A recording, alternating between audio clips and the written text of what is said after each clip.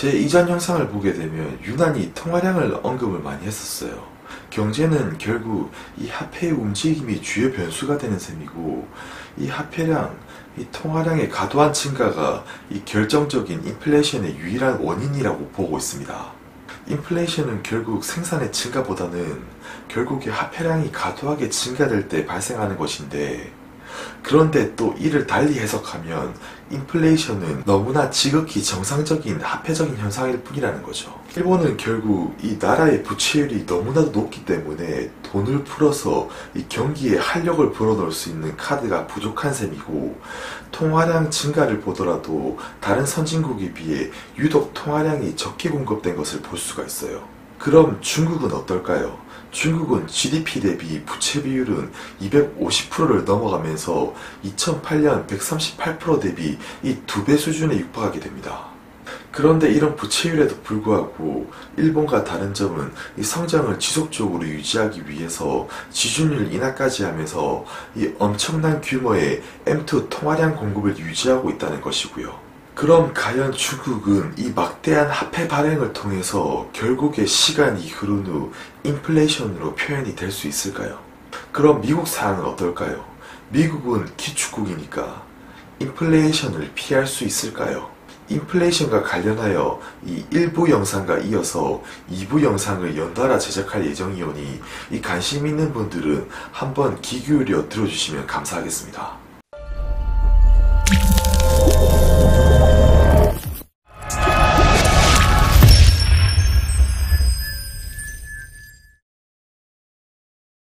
안녕하세요. 깍시 인사드립니다. 사실 제가 말하는 내용들은 대부분의 사람들의 흥미를 끌지 못하고 이 자극적인 내용을 다루지도 않다 보니 앞으로도 제 유튜브가 이 크게 성장하리라 생각은 하지 않습니다. 다만 빠르지도 않고 느리지도 않게 이 꾸준히 영상을 업로드하고 정말 구독자분들께 도움이 될 수 있는 자료를 준비할 수 있도록 하겠습니다. 그리고 구독이 아니신 분들은 정말로 구독 한 번과 좋아요 한번 부탁드리고요. 이 저만의 소신대로 나아가다 보면 이 제 얘기를 귀 기울여 주실 분들이 많아질 거라 믿어 의심치 않습니다. 경제 사실상 그렇게 어렵다고 생각도 하지 않고 있고요. 오히려 구독자분들이 재미를 느끼실 수 있도록 최대한 쉽게 제작하도록 하겠습니다.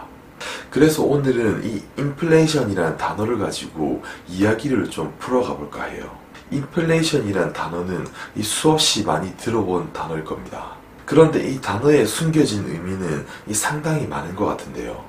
결국에 화폐의 움직임이 주요 변수가 되는 셈이고, 이 화폐의 과도한 증가가 인플레이션의 결정적인 원인이 되는 셈인데요. 결국에 인플레이션은 이 화폐량이 생산량보다 상당히 빠르게 증가될 때 발생하게 되는 것인데, 역사적으로 볼 때도 어김없이 화폐 수량의 급격한 증가 이후에 그 상당한 인플레이션이 발생을 했죠. 그럼 정확하게 왜 인플레이션이 발생되는지를 알아야겠죠. 이 과거를 잠시만 살펴보면 미국의 경우 10%를 상회하는 인플레이션은 최초 1970년대에 발생을 했고, 이때 역시도 통화량이 급증을 했는데 그 원인을 보게 되면 첫 번째로 재정 지출이 증가했고, 두 번째로는 고용 정책, 그리고 세 번째로는 연준의 잘못된 경제 정책이라고 보고 있습니다.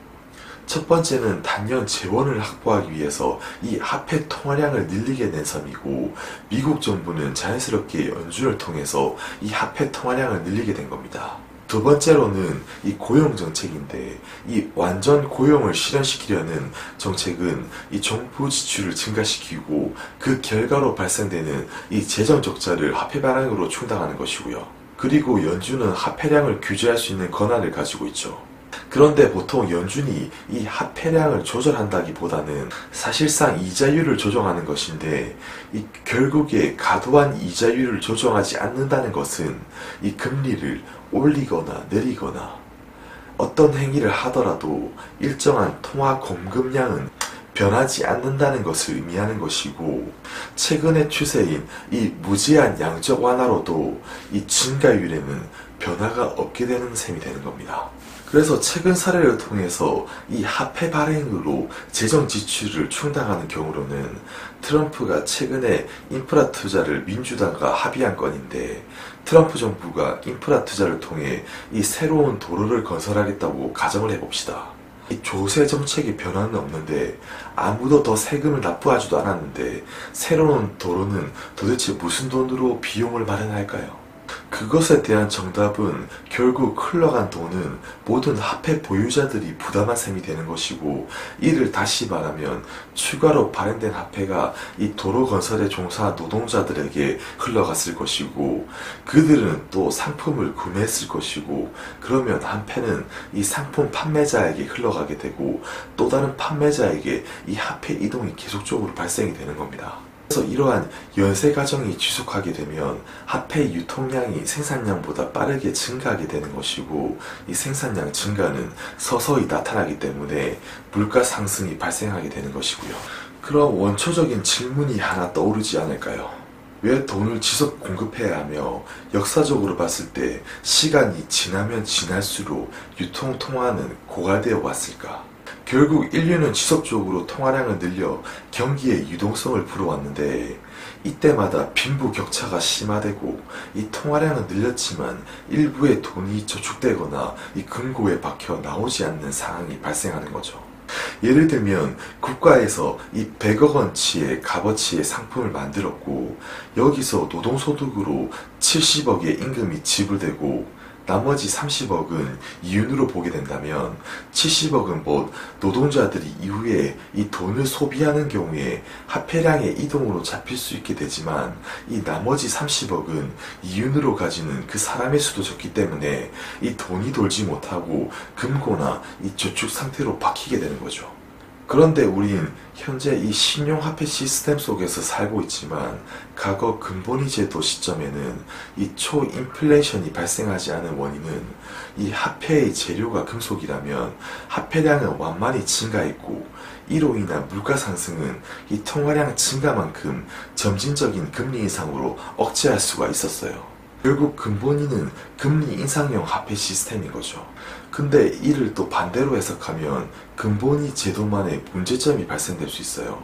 금의 공급이 제한된 상태에서 이 추가적인 화폐 발행이 불가능했기 때문에 이로 인해 통화정책이 불가능하고 내부적으로 충격이 발생하거나 급격히 경기가 위축하게 되면 이 대응할 방법이 없는 셈이 되는 겁니다. 결국에 추가로 체결되는 금이나 은이 크게 증가하지 않는다면 한 국가나 정부의 이 부의 총량이 폭발적으로 증가할 일도 없게 되는 셈이 되는 겁니다. 그런데 현재 우리가 살고 있는 이 근본인 이후 탄생한 신용화폐 시스템은 이 신용을 근거로 추가 화폐를 발행하는 시스템인데, 유통화폐의 고갈을 이 화폐 발행으로 해결할 수 있고, 지폐가 통용되면서 이 지폐의 명목량은 큰 숫자를 인쇄하면 되었기 때문에 무제한 증가할 수 있는 매력이 있었어요. 결국 신용화폐 시스템은 폭발적인 통화량 증가로 인한 물가 상승률을 억제하기 위해 먼저 점진적인 금리 인상을 하게 되지만, 결국에 각국의 다른 통화정책, 환경, 상대적 환율 시스템으로 인해 결국 주기적으로 위기가 발생하게 됩니다. 신용화폐 시스템의 이 화폐 발행 과정을 간략하게 말씀드리면, 먼저 중앙은행은 민간은행이 보유한 이 100만원의 채권을 구매하고 법정 지급 준비율을 10%로 가정하게 되면, 민간은행은 이 90만원을 대출하고 이 10만원은 중앙은행의 지급 준비금으로 예치하게 되는 거죠.